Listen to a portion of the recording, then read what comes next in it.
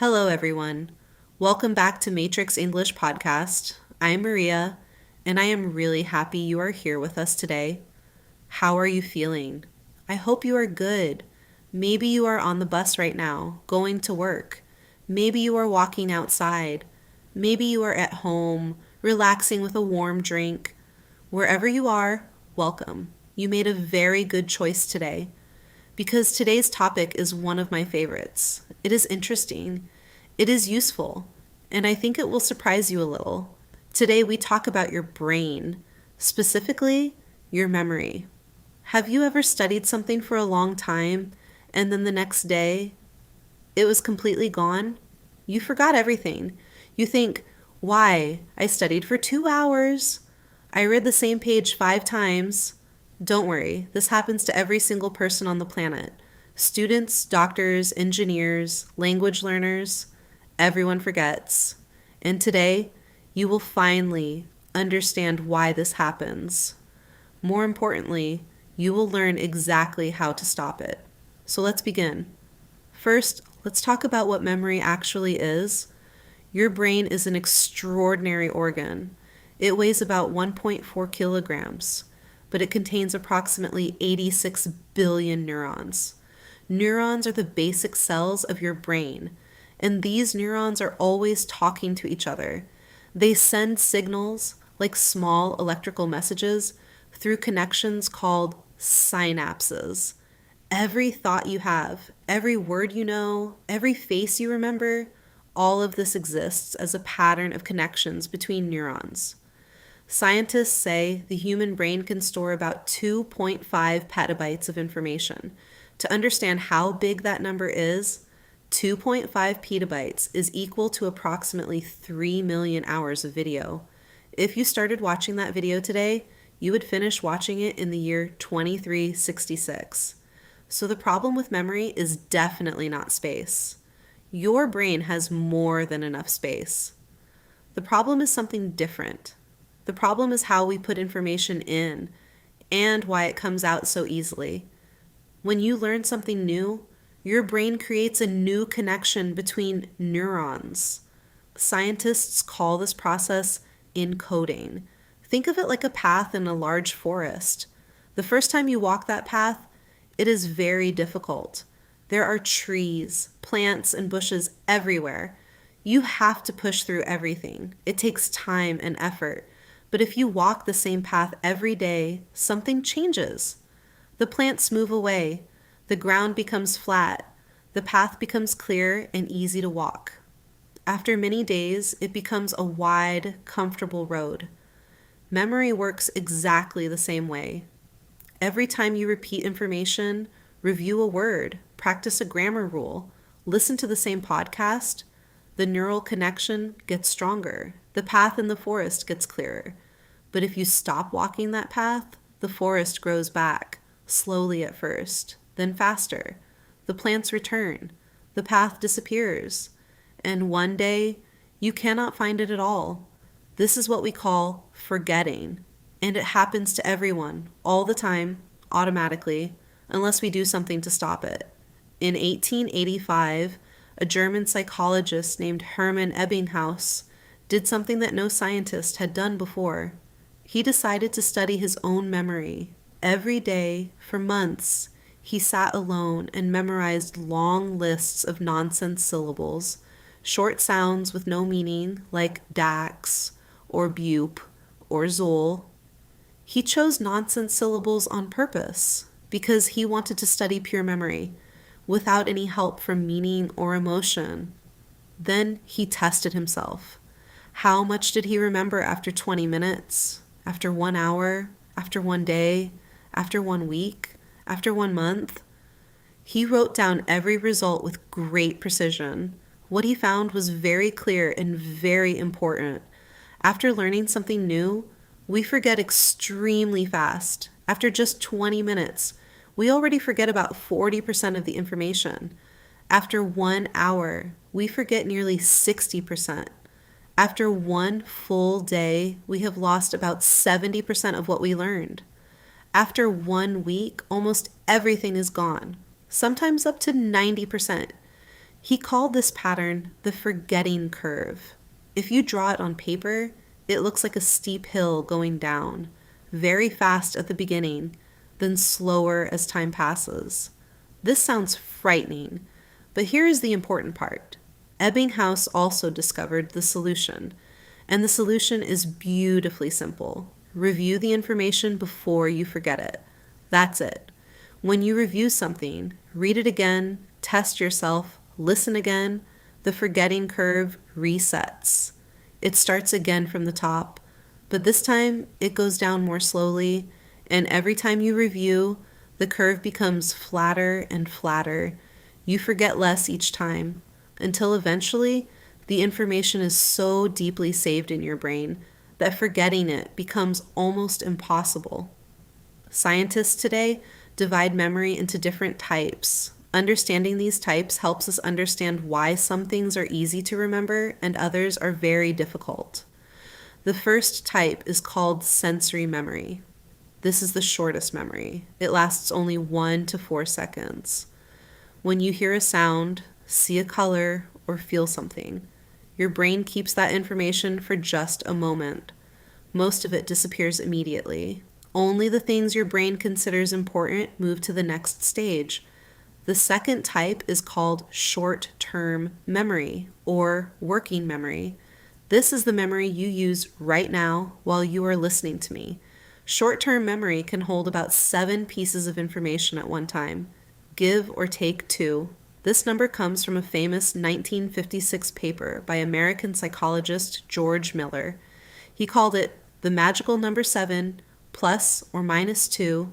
If you try to remember too many things at once, your working memory gets full, and the oldest information falls out like water from an overflowing cup. The third type is long-term memory. This is where you want your English vocabulary to go. Long-term memory has no known limit. It can hold information for your entire life. But getting information from short-term memory into long-term memory requires effort.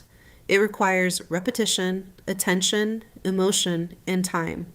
Without these things, information stays in short-term memory for a few minutes and then disappears forever. So why exactly do we forget? Memory researchers have identified several main causes. Let's look at each one carefully. The first cause is called decay. This means the memory becomes physically weak over time. When a neural connection in your brain is not used, it slowly breaks down. The synapses become thinner, the signal becomes weaker. Eventually, the connection disappears. This is a completely natural biological process. Your brain is very efficient. It removes connections that are not being used to save energy for the ones that are. This is why use it or lose it is not just a saying. It is a biological fact. The second cause is called interference. This happens when new information mixes with or pushes out old information. There are 2 types of interference. The first type is called proactive interference. This is when old information makes it harder to remember new information. For example, if you learned British English first and now you are learning American English, the old words sometimes block the new ones. The second type is called retroactive interference. This is when new information pushes out old information. If you learn 50 new English words in one day, the words you learned at the end of the day will interfere with the words you learned at the beginning. The third cause is poor encoding. Encoding is the process of putting information into your brain in the first place. If you learn something without full attention, while watching TV, while feeling stressed, while thinking about something else, your brain does not create a strong connection. The neural pathway is thin and weak from the very beginning. Later, when you try to remember, the path is almost invisible. It is like trying to photograph something in the dark. The image exists, but you cannot really see it. The fourth cause is called retrieval failure. Sometimes the memory is actually there, saved in your long-term memory, but you cannot access it. This is the feeling of a word being on the tip of your tongue, You know it, but you cannot find it right now. This happens because the memory exists, but the retrieval path, the road back to that memory, is not strong enough. With more practice and review, retrieval becomes faster and more reliable. Now we come to the most important part. How do we stop forgetting? Science has given us several powerful methods. These are not opinions or suggestions. These are techniques proven in hundreds of studies around the world. The first method is spaced repetition. This is probably the most powerful memory technique ever discovered. The idea is simple. Instead of reviewing information every day, you review it at specific, increasing intervals. You learned something today. You review it tomorrow.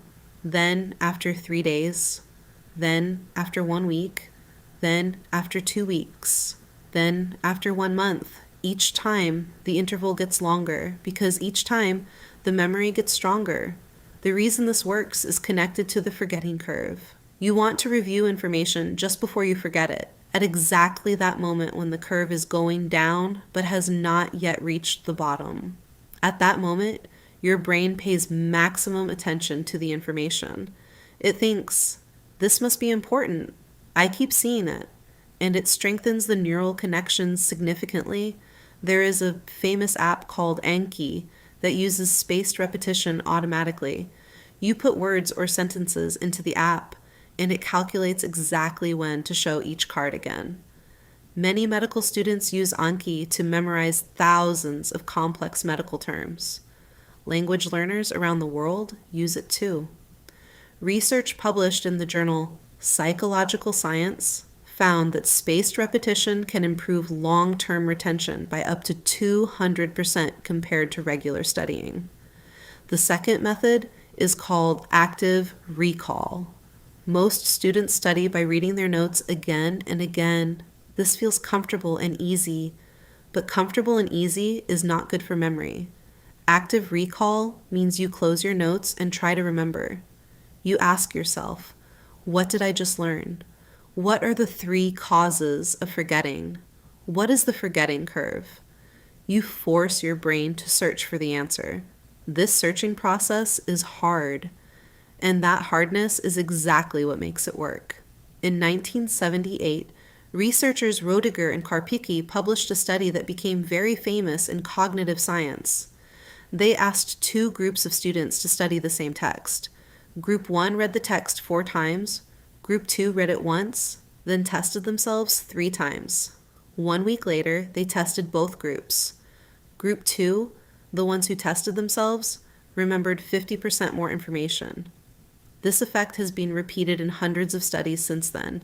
Scientists call it the testing effect, or retrieval practice effect. Testing yourself is not just a way to measure learning. Testing yourself is learning. The third method is elaborative encoding. This means connecting new information to things you already know. Your brain is not like a hard drive that saves files in separate folders. Your brain is a network. Everything is connected to everything else. When you connect a new piece of information to existing knowledge, you create multiple pathways to that memory. More pathways means easier retrieval. For example, the word neurons. This is a new word for many learners. But if you think neurons are like roads in the brain and neuro sounds like new road, suddenly you have a connection. The new word is attached to something familiar. This is the basis of mnemonic techniques, memory tricks that use sound, image, story, or location to create strong connections. Research from the University of Exeter showed that students who used mnemonic techniques remembered vocabulary 3 times better than students who used traditional repetition. The fourth method is interleaving. Most students study one topic completely, then move to the next topic. This is called blocked practice. Interleaving means mixing different topics together during one study session. For example, instead of studying 20 new words, then practicing grammar, then doing listening, you mix them. A few words, then grammar, then listening, then back to words. This feels harder and more confusing. but research from the University of South Florida showed that interleaved practice leads to significantly better long-term memory because your brain has to work harder to switch between topics, and that extra work creates stronger memories. Now let's talk about sleep, because sleep is perhaps the most underestimated tool for memory. Many students think that sleeping less and studying more is a good strategy. Science completely disagrees. During the day, when you learn new information, your brain stores it temporarily in an area called the hippocampus. Think of the hippocampus as a temporary holding area, like a waiting room. During sleep, specifically during deep sleep and REM sleep, your brain transfers information from the hippocampus to the cortex, where long-term memories are stored. Scientists call this process memory consolidation. In 2003, researchers at Harvard Medical School conducted a study on sleep and memory. They taught participants a complex skill, then divided them into two groups. One group slept normally, the other group stayed awake. When tested later, the group that slept performed 20% better, and a 2014 study published in the journal Science found that during sleep, the brain's waste removal system, called the glymphatic system, becomes 10 times more active. It cleans out toxic proteins that build up during the day and interfere with memory formation. In simple words, sleep cleans your brain and organizes your memories. If you study English before sleeping and then sleep well for 7 to 8 hours, your brain will continue processing that English all night long, for free. While you rest, there is one more fascinating concept worth understanding. It is called the spacing effect, combined with the primacy and recency effect. In any learning session, you remember the first things best. This is the primacy effect. You remember the last things second best. This is the recency effect. The things in the middle are the hardest to remember. Researchers believe the primacy effect happens because the first information has more time for consolidation. It enters long-term memory before the session gets too crowded. The recency effect happens because the last information is still fresh in short-term memory. The middle is forgotten most because it gets neither advantage. This has a very practical application. When you study English, always put your most important, most difficult vocabulary at the beginning and at the end of your session. Put easier review material in the middle. And keep your sessions shorter rather than longer. Because in a shorter session, more of your material falls near the beginning or the end, where memory is strongest. 4 15-minute sessions are better than one 60-minute session for exactly this reason. Let's bring everything together now. Your brain forgets because of decay, interference, poor encoding, and retrieval failure. The forgetting curve, discovered by Ebbinghaus in 1885, shows that we lose information extremely fast, especially in the first 24 hours. Short-term memory holds only about 7 items at once. Long-term memory is nearly unlimited, but requires real effort to reach. To fight forgetting, we use spaced repetition, reviewing at the right intervals, just before the memory disappears. We use active recall, testing ourselves instead of just rereading. We use elaborative encoding and mnemonics, connecting new words to familiar ideas, sounds, and images. We use interleaving, mixing topics to make our brain work harder and remember better. And we sleep well, giving our brain the time it needs to consolidate and clean everything we learned during the day. None of these methods are complicated.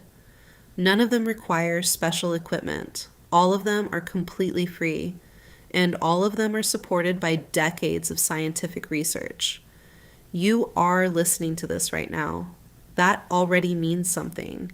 Your brain is processing English sounds, building neural connections, strengthening pathways. Every minute you spend listening, something real is happening inside your brain. The path in the forest is getting clearer. Come back tomorrow and listen again. Review this episode in 3 days. Then, in 1 week, let the spaced repetition work for you. Let the science work for you. Thank you for being here today. I'm Maria. This is Matrix English Podcast. Take care of your brain, and your brain will take care of your English. See you in the next episode.